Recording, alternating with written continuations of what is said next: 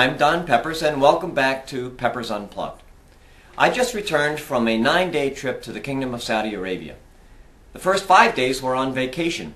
I took my wife and son there, and we went to Riyadh and Abha. Abha is in the highlands down near the Yemeni border. It's a mile and a half above sea level, a giant plateau punctuated by deep valleys, very, very picturesque.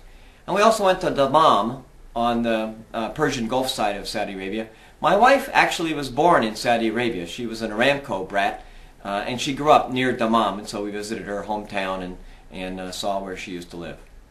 Then the last 4 days of my trip in Saudi Arabia were for business. I had meetings with banks and telco companies and media companies in Jeddah and Riyadh. First stop was Jeddah for NCB Bank. And we thought you'd be doing that later. Hello, Don. Good to meet you. Welcome to NCB. Thank you very much. Thank you. Okay.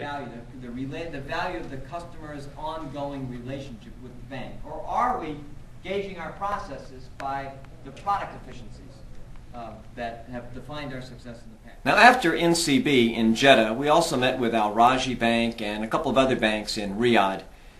All the banking executives at every one of my meetings asked me, as an American business person, as a kind of a consultant and expert in customer relations, what my impression of the effect of the economic crisis was in the banking business. The truth is, in Saudi Arabia, the Saudi banks are much less affected by the crisis than Western European or U.S. banks for three principal reasons. First, Islamic finance dominates the Saudi Arabian banking model. And under Islamic rules, financial derivatives, complicated derivative securities that just aren't admitted. Second, most Saudi banks have no substantial foreign presence. So without that foreign exposure, they're a little bit less subject to the ups and downs of the worldwide financial market.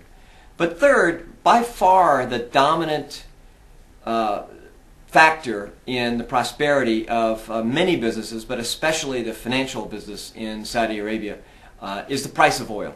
But in my experience, banks have become pretty adept in Saudi Arabia at avoiding the temptation to overspend during the momentary peaks of oil prices, like last year when prices were up in the upwards of $100 a barrel. The banks were fairly restrained in their spending and investment plans, and now prices have come back down, and they're not paying a terrible cost for that. I see you. How are you?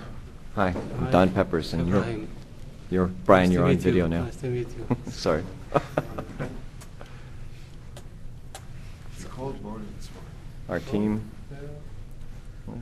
This was the scene as we set up Peppers and Raj Group to make some presentations to our client Saudi Telecom. We're just getting ready for a big strategy meeting, and I had a series of meetings with that company over the 2 days that I was in Riyadh.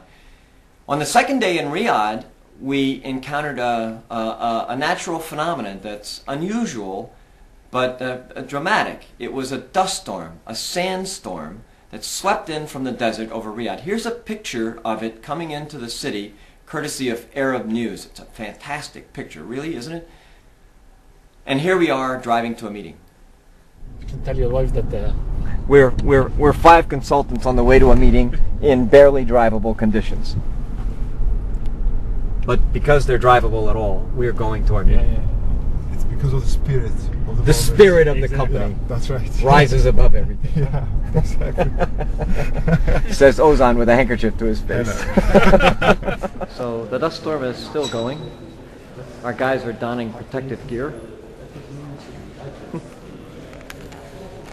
including moi. you all look like surgeons. Yes, we're all going into surgery now. When I talked to Saudis about this sandstorm, some said, well, a sandstorm can last 3 or 4 days. It'll shut down the airport. It can happen. But it hasn't happened in Riyadh in most residents' memories. I mean, it really almost never happens like that. And in fact, this sandstorm dissipated by that night, and a lot of our consultants were able to get back out to their hometowns. And I departed Saudi Arabia myself the next day.